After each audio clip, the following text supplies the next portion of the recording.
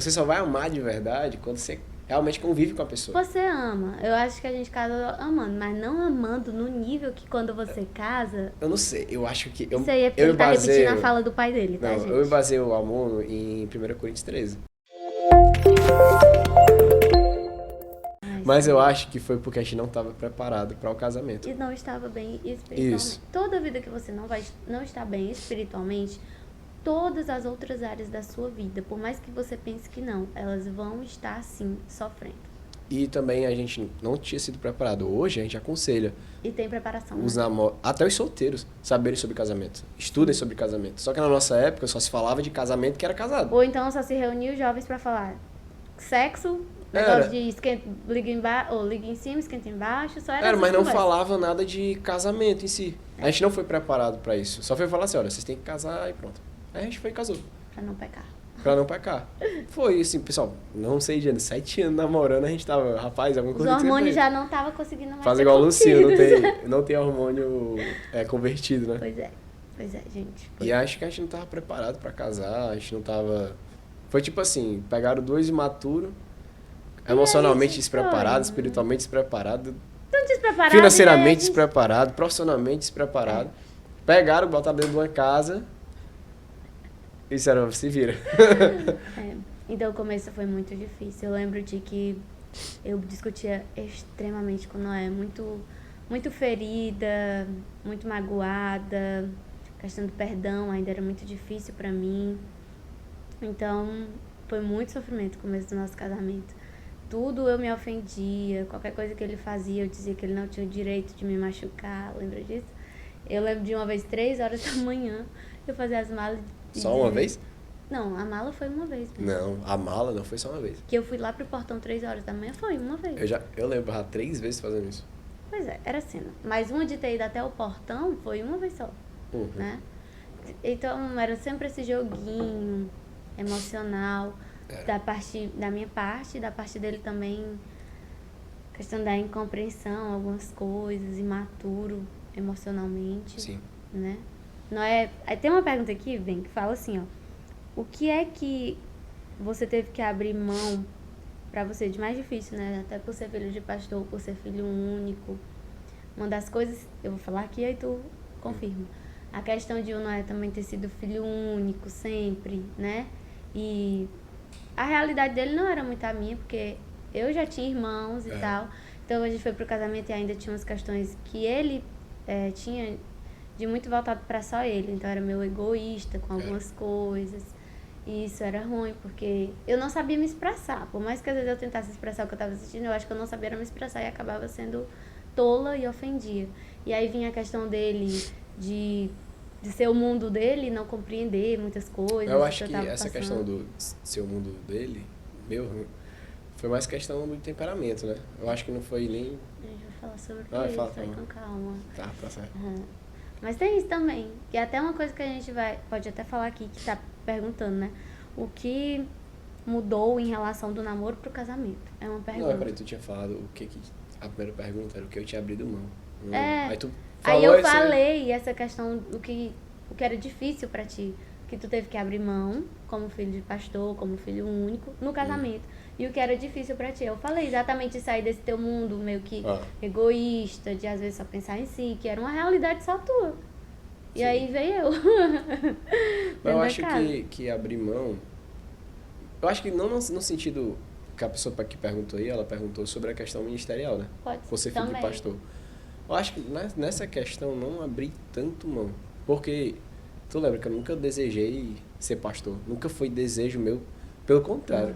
Nosso objetivo era ficar bem longe de toda a questão ministerial. A gente ia ajudar, mas não... A gente ajudava, mas não era desejo não da ser gente. pastores, diretores. Então por isso que eu tô falando, não influenciar, porque nunca... Porque tem pessoas, né, que são filhos de pastores, ou então estão ali naquele convívio, que desejam de alguma forma seguir o ministério, não pastoral, mas de alguma forma ali, o missionário. Sim. E nunca foi meu desejo seguir nada disso. Pelo contrário, eu queria uma vida totalmente diferente disso. Então, assim, ministerialmente eu já sabia, eu não quero isso, então não vai influenciar tanto. E o que é que pra ti foi difícil de abrir mão no casamento, assim? No começo? Eu acho que foi mais a questão de aprender a lidar com outra pessoa. Porque pensa, eu lidava com meu pai e com a minha mãe, somente. Somente. E o pai e a mãe tem uma realidade... Nós viemos de duas realidades diferentes. Em relação a tratamento, em relação à relação. É. Eu vi de um tratamento que meu pai e minha mãe eram... Pelo amor de Deus, meu pai e minha mãe grudaram até hoje, né? Chega Só da... eles. Só vocês três. E eles dois ao nível Extremo. extremo. Eu lembro a minha mãe chegava e falava assim... Você sabe que o seu pai é mais importante que você, né? Eita, bem, ó, as polêmicas. Não, mas de boa. E eu nunca... Mas, tipo assim, eles... Era uma relação que eu até tava pensando no dia desse, né? Que essa era a minha... Mas é meu modelo, né? De como tratar uma mulher. E ainda tá, né? Não? Com certeza. Oi, Só que tudo pra chegar bom? no nível do pai Nossa, é Deus, muito alto o né? nível dele. Eu não cheguei lá, não. E ele, assim... E aí eu vim dessa realidade. Que não tinha ciúme. É, Não tinha nada disso. E tu veio de uma realidade que era diferente.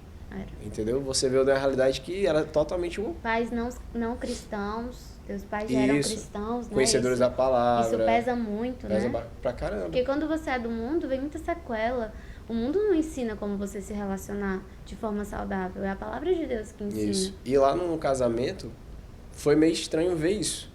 Tipo, poxa, eu vim de uma realidade que não tinha essas coisas. Mesmo a gente namorando 7 Mesmo anos, a gente viu? namorando. Por isso que eu falo, casamento, você só vai amar de verdade quando você realmente convive com a pessoa. Você ama. Eu acho que a gente casa amando, mas não amando no nível que quando você casa... Eu não sei, eu acho que... Isso aí é porque eu ele tá repetindo a baseio- fala do pai dele, tá, Não, gente? eu me baseio o amor em 1 Coríntios 13.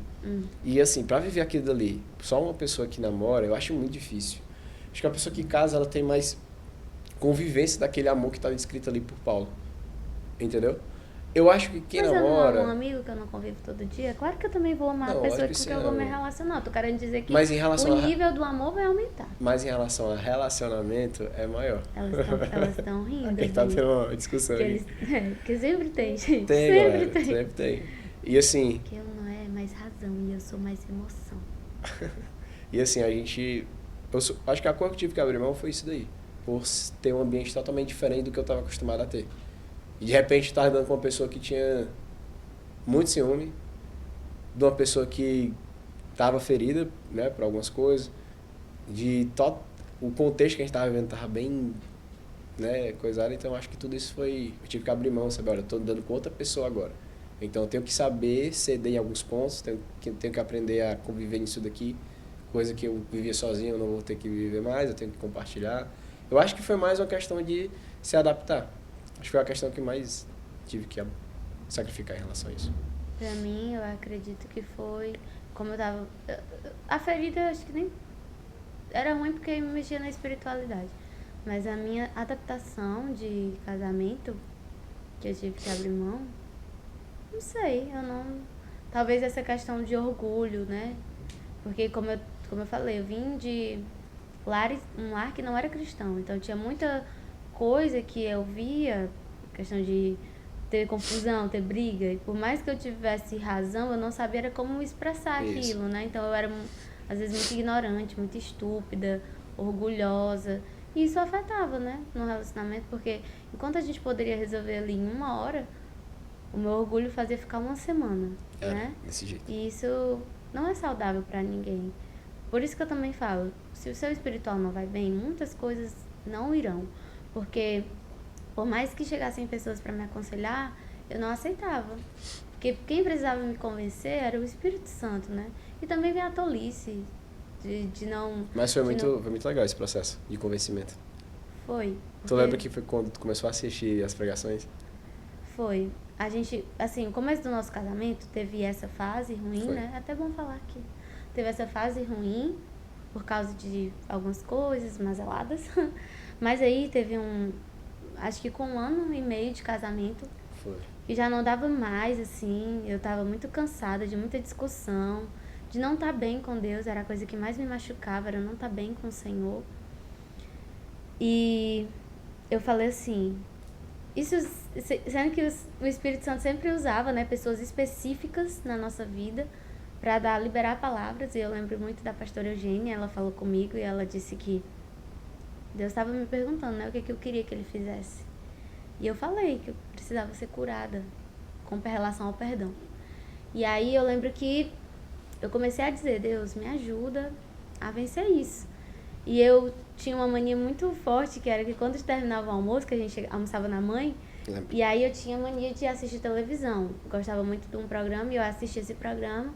E aí teve um dia que eu startei e falei assim, não, se eu assisto esse programa todo dia, então eu vou fazer o seguinte, todo dia eu vou passar, nem que seja 30 minutos, lendo a Bíblia e orando. Todo dia eu vou fazer isso. Só que começou, 30 minutos. E assim, vale ressaltar, espiritualmente ferida, eu feri o meu marido.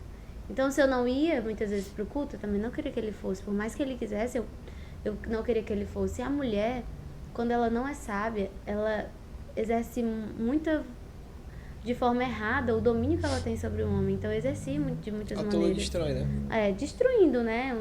Eu tava destruindo por causa exatamente dessa falta de perdão e prepotência do meu coração. Então, eu me incomodava se ele fosse na casa dos pais dele. Me incomodava se ele viesse na igreja. Tudo me incomodava, mas o problema estava em mim, principalmente. Era eu o problema. Porque enquanto você ficar colocando a culpa pro outro, não vai existir a cura que precisa, né? Sair de dentro de você. Então, eu comecei a me determinar 30 minutos por dia. Só que aí 30 minutos não foram ficando suficientes. E nessa época a faculdade estava de greve, então eu passei 5 meses logo no começo em casa. E aí voltava às aulas e ficava de greve de novo. E o Noé, pra glória de Deus, foi chamado logo, né? Assim que a gente casou, ele foi chamado logo pra trabalhar. E aí eu ficava em casa sozinha, então aqueles 30 minutos não eram mais suficientes. Eu comecei a ouvir, eu vou chorar, não posso. Por quê? Porque eu fiquei emocionada falando disso. Ah, é? Aí eu comecei a ler mais a Bíblia, Provérbios. Eu comecei a passar mais tempo com o Senhor.